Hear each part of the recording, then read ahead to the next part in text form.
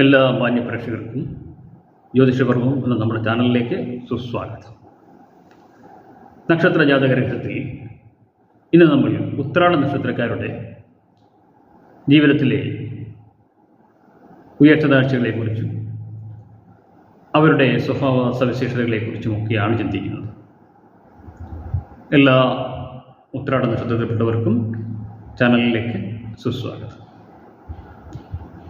ഉത്രാട നക്ഷത്രം എന്ന് പറയുമ്പോൾ രണ്ട് കൂറുകളിലായി സ്ഥിതി ചെയ്യുന്ന നക്ഷത്രമാണ്.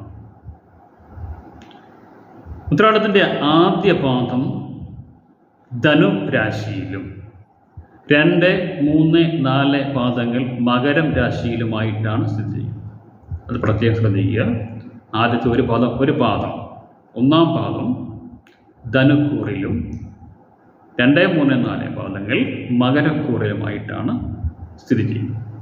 ധനു വ്യാഴത്തിൻ്റെ ക്ഷേത്രവും മകരം ശനിയുടെ ക്ഷേത്രവുമാകയാൽ ഒരേ നക്ഷത്രത്തിൽ പിറന്നവരെങ്കിലും ഇവരിൽ പൊതുവായ ചില വ്യത്യാസങ്ങൾ കാണപ്പെടുന്നുണ്ടെന്നുള്ളത് യാഥാർത്ഥ്യമാണ്. അതായത് ഇവരുടെ ആകാരപ്രകൃതിയിലും ശരീരപ്രകൃതിയിലും സ്വഭാവ സവിശേഷതകളിലുമൊക്കെ നേരിയ വ്യത്യാസങ്ങൾ ഈ കാരണത്താൽ തന്നെ ഉണ്ടാകാവുന്നതാണ്.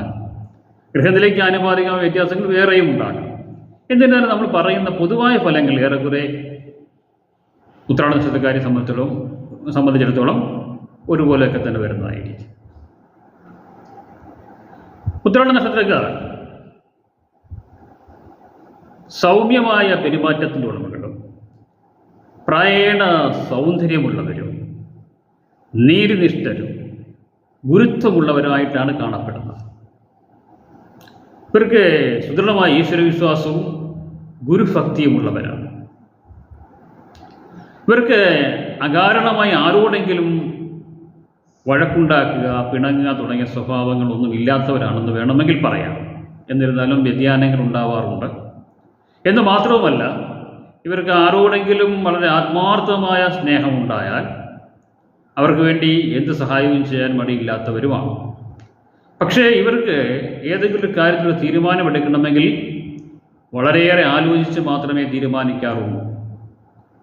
എന്ന് മാത്രവുമല്ല, ഇവർ വളരെയേറെ ഇഷ്ടപ്പെടുന്നവർ അല്ലെങ്കിൽ വിശ്വസിക്കുന്നവരോട് അഡ്വൈസ് ചോദിച്ചതിന് ശേഷമായിരിക്കും മിക്കവാറും ഒരു തീരുമാനത്തിലേക്ക് എത്തിച്ചേരാറുള്ളത് എന്നുള്ളതാണ് ഒരു വസ്തുത.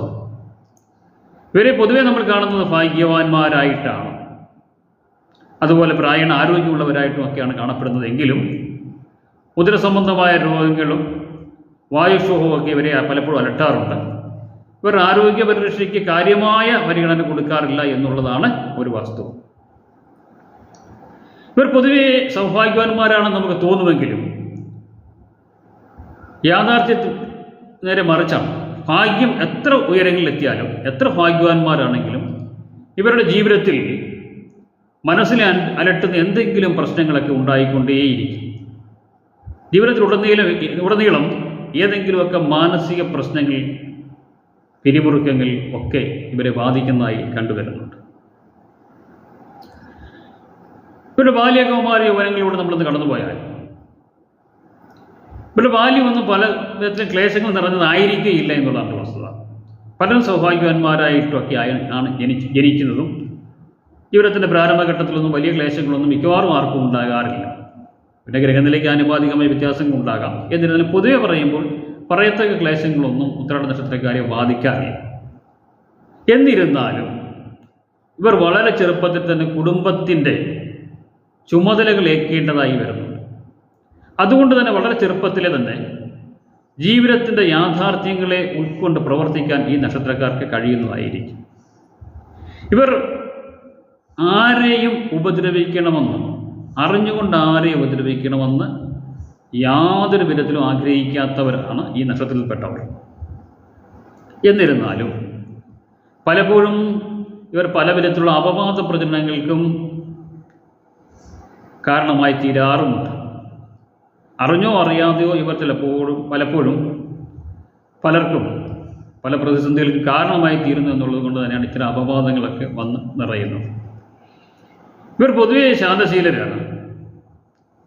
അതുപോലെ തന്നെ ലളിത ജീവിതം നയിക്കാൻ ആഗ്രഹിക്കുന്നവരാണ്. ഇവരുടെ വസ്ത്രധാരണത്തിലായാലും ആഭരണങ്ങളൊക്കെ ധരിക്കുന്ന കാര്യത്തിലൊക്കെ ആണെങ്കിൽ ഒരു ലാളിത്യം ഇവർക്കുണ്ടായിരിക്കും. എന്നിരുന്നാലും ഇവരെ പൊതുവെ തണ്ടന്മാരെന്ന ഒരു വിളിപ്പേര് കൂടി ഇവർക്കുണ്ട്. ഇവരിൽ വന്ന് വീഴുന്ന ഒരു പേരാണ്. അല്പം തണ്ട് ഇവർക്ക് തോന്നും എന്നുള്ളവരുടെ ശരീരപ്രകൃതിയുടെയും ചില ലഗ്നത്തിൽ ജനിച്ചാൽ ആ ലഗ്നത്തിൻ്റെ പ്രത്യേകത കൊണ്ടുമൊക്കെ ഇവർക്ക് അല്പം തണ്ടന്മാരെന്നോ ഒക്കെ തോന്നാം നമുക്ക്. എന്നിരുന്നാലും യഥാർത്ഥത്തിൽ അവർ ലളിത ജീവിതത്തിൻ്റെ ഉടമകളാണെന്നുള്ളതാണ് ഒരു വസ്തുത. അപ്പോൾ ഇവർ ചെറുപ്പത്തിൽ തന്നെ കുടുംബത്തിൻ്റെ ഉത്തരവാദിത്തങ്ങളൊക്കെ ഏറ്റെടുത്ത് മുമ്പോട്ട് പോകുന്നത് കൊണ്ട് തന്നെ ജീവിതത്തിൻ്റെ പ്രാരംഭഘട്ടം മുതൽ തന്നെ ഇവർക്ക് മനുഷ്യനെ മനസ്സിലാക്കിയും ലോകപരിജ്ഞാനവും ഒക്കെ കൊണ്ട് മുമ്പോട്ട് പോകാൻ കഴിയുന്നതായിരിക്കും. ഇവർ സൗഭാഗ്യം ഉള്ളവരാണെന്ന് പറഞ്ഞു. ഇവരെത്രത്തോളം ഉയരങ്ങളിൽ എത്തിയാലും ഇവരെന്തൊക്കെ നേടിയാലും ഇവരെ പല വിധത്തിലുള്ള ക്ലേശങ്ങൾ പലപ്പോഴും അലട്ടുന്നതായിട്ടാണ് കണ്ടുവരുന്നത്. ഇവർക്കൊരു മാനസിക സ്വസ്ഥത പലപ്പോഴും കുറവായിരിക്കും എന്നുള്ളതാണ് ഒരു വസ്തുത. എന്നിരുന്നാൽ അതൊന്നും അങ്ങനെ പ്രകടമായി കാണാറില്ല. അത് അവരിൽ മാത്രം ഒതുങ്ങുന്ന കാര്യമായിട്ടാണ് സംഭവിക്കുന്നത്. കാരണം ഇവരുടെ മനസ്സിലുള്ള കാര്യങ്ങളിൽ മറ്റുള്ളവർക്ക് മനസ്സിലാക്കുക എന്ന് പറയുന്നത് അത്ര എളുപ്പമുള്ള ഒരു കാര്യമല്ല. വളരെ അടുത്ത് പെരുമാറുന്നവർക്ക് മാത്രമേ ഇവരുടെ മനസ്സിലുള്ള കാര്യങ്ങൾ അറിയാൻ കഴിയുകയുള്ളൂ എന്നുള്ളതാണ് ഒരു വസ്തുത. ഇവർക്ക് അല്പം അലസന്മാരും തോന്നുമെങ്കിൽ ഏതെങ്കിലും കാര്യം ഏറ്റെടുത്ത് കഴിഞ്ഞാൽ അത് പൂർണ്ണമായും ആത്മാർത്ഥമായും ചെയ്തു തീർക്കുന്ന കാര്യത്തിൽ വളരെ നിർബന്ധമുള്ളവരായിരിക്കും. അതുപോലെ തന്നെ വീടും പരിസരവും അവർ താമസിക്കുന്ന ആ റൂമൊക്കെ വൃത്തിയായി സൂക്ഷിക്കുന്ന കാര്യത്തിൽ ഇവർക്ക് വളരെ നിർബന്ധമുണ്ടായിരിക്കും. ശുചിത്വ പരിപാലനത്തിൽ വളരെയേറെ താല്പര്യമുള്ളവരാണ് ഈ നക്ഷത്രക്കാരെന്നുള്ളതും ഒരു പ്രത്യേകതയാണ്. ഇവർ എല്ലാ തുറകളിലും ശോഭിക്കുന്നതായിട്ടാണ് കാണപ്പെടുന്നത്. അതിപ്രശസ്തരായ കലാകാരന്മാരെ രാഷ്ട്രീയ നേതാക്കളൊക്കെ ഈ നക്ഷത്രത്തിൽ പിറന്നവരാണ്. കലാകാരന്മാർ എന്ന നിലയിലും പൊതുപ്രവർത്തന രംഗത്ത് മാത്രമല്ല, ഔദ്യോഗിക രംഗത്തായാലും ബിസിനസ് രംഗത്തായാലും അതുപോലെ തന്നെ വിദേശ രാജ്യങ്ങളിലൊക്കെ വിവിധ മേഖലകളിൽ നന്നായി ശോഭിക്കാൻ കഴിയുന്നവർ ഈ നക്ഷത്രത്തിൽപ്പെട്ടവരായിട്ടുണ്ട് എന്നുള്ളതാണ് ഒരു യാഥാർത്ഥ്യം. എങ്കിലും ബിസിനസ് കാര്യങ്ങളിലൊക്കെ പങ്കാളികളുമായി ചേർന്ന് ചെയ്യുന്ന ബിസിനസ് സംരംഭങ്ങൾ വളരെ ആലോചിച്ച് വേണം ഈ നക്ഷത്രക്കാരെന്ന കാര്യം പ്രത്യേകം ശ്രദ്ധിക്കണം. കൂട്ടുകച്ചവടം ഇവരെ സംബന്ധിച്ചിടത്തോളം പലപ്പോഴും പരാജയത്തിൽ ചെന്ന് അവസാനിക്കാറുണ്ട് എന്നുള്ളത് കൊണ്ട് തന്നെ അത്തരം കാര്യങ്ങൾ വളരെ ശ്രദ്ധിച്ച് മുമ്പോട്ട് പോകുന്നതായിരിക്കും ഉചിതമെന്ന കാര്യം ഓർമ്മിപ്പിക്കുക. ഇവരുടെ വിവാഹ ജീവിതം പൊതുവെ സംതൃപ്തകരമായി നമുക്ക് തോന്നാമെങ്കിലും വിവാഹ ജീവിതത്തിൽ പലതരം ക്ലേശങ്ങൾ നിറഞ്ഞതായിരിക്കും എന്നുള്ളതാണ് ഒരു വസ്തുത. കാരണം ഇവർ വിവാഹം കഴിക്കുന്ന ഇവരുടെ ഭാര്യമാരെല്ലാം വളരെ പതിഭക്തി ഉള്ളവരും കുടുംബകാര്യങ്ങളും ഔദ്യോഗിക രംഗത്തുമൊക്കെ നന്നായി ശോഭിക്കാൻ കഴിയുന്നവരൊക്കെ ആണെങ്കിലും ഏതെങ്കിലും ഒരു രോഗത്തിന് അടിപ്പെടുന്നതായി കണ്ടുവരുന്നുണ്ട്. പ്രായേണ ഇവർ ഉദരസംബന്ധമായ രോഗങ്ങളോ ഗർഭാശയ രോഗങ്ങളോ ഒക്കെ ഇവരെ ബാധിക്കാറുള്ളത് കൊണ്ട് തന്നെ ഭാര്യമാരുടെ കാര്യത്തെക്കുറിച്ച് ഓർത്തവർ ഏതെങ്കിലും തരത്തിൽ ക്ലേശിക്കുന്നവരായിട്ടാണ് കണ്ടുവരുന്നത്. അങ്ങനെ അല്ലാത്തവർക്ക് സന്താനങ്ങളെക്കുറിച്ച് ഓർത്ത് ക്ലേശങ്ങൾ ഉണ്ടാകാറുണ്ട്. ഇത്തരത്തിൽ ഇവരുടെ കുടുംബജീവിതത്തിൽ പുറത്തറിയില്ലെങ്കിൽ പോലും മാനസികമായി ഇവരെ ബാധിക്കുന്ന ഒട്ടേറെ പ്രശ്നങ്ങൾ വന്നു ചേരാറുണ്ട്. എങ്കിലും ഇവരുടെ കുടുംബജീവിതം ഇവരെ എങ്ങനെയായാലും അഡ്ജസ്റ്റ് ചെയ്ത് മുമ്പോട്ട് പോകുന്നതായിട്ടാണ് കാണപ്പെടുന്നത്. വളരെ അപൂർവം പേരുടെ ജീവിതത്തിൽ മാത്രമാണ് അത് ഒരു വിവാഹമോചനത്തിലൊക്കെ എത്തിച്ചേരുന്നതായി കണ്ടുവരുന്നത്. ഇതൊക്കെയാണ് പുരുഷന്മാരെ സംബന്ധിച്ചിടത്തോളം ഈ നക്ഷത്രക്കാരെ സംബന്ധിച്ചിടത്തോളം പൊതുവെയുള്ള ഫലങ്ങളെങ്കിലും സ്ത്രീകൾക്ക് ചില പ്രത്യേകതകൾ കൂടിയുണ്ട്. ഇവർ വളരെ നല്ല ഈശ്വരവിശ്വാസികളും അതുപോലെ തന്നെ പതിഭക്തരുമായിരിക്കും. കൂടാതെ കുടുംബകാര്യങ്ങളിൽ വളരെയേറെ ശോഭിക്കാൻ കഴിയുന്നവരുമാണ് ഈ നക്ഷത്രത്തിൽപ്പെട്ട സ്ത്രീകൾ. എന്നിരുന്നാലും ഇവർക്കും വിട്ടൊഴിയാനാവാത്ത മനക്ലേശങ്ങൾക്കുടമകളായിരിക്കും. ഏതെങ്കിലും തരത്തിലുള്ള രോഗങ്ങളൊക്കെ ഇവരെ ബാധിച്ച് മാനസികമായ പ്രശ്നങ്ങൾ സൃഷ്ടിക്കാവുന്നതാണ്. അല്ലെങ്കിൽ ഭർത്താവിൽ നിന്നും വിരഹ ദുഃഖമൊക്കെ അനുഭവിക്കുന്ന ഒരുപാട് പേർ നക്ഷത്രത്തിൽ കാണാറുണ്ട്. അതുപോലെ തന്നെ സന്താന ദുഃഖം, എന്നിങ്ങനെയുള്ള ഏതെങ്കിലും തരത്തിലുള്ള ദുഃഖങ്ങൾ ഇവരെ വല്ലാതെ അലട്ടിക്കൊണ്ടേയിരിക്കുന്നതാണ്.